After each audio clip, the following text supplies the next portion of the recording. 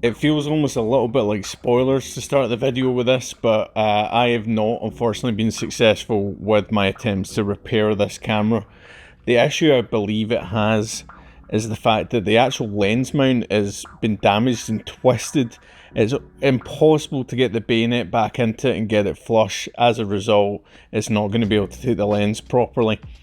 However, I've decided to document the whole process, and hopefully this is still going to be a good resource for other people that want to tear down the camera or just see what it's like internally.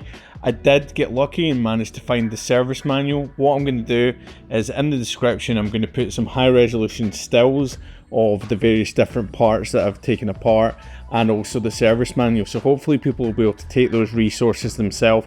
It's got a very good guide in it in terms of the process to go through and what steps to take when taking it apart. So if you follow that, you will be able to get to this point here.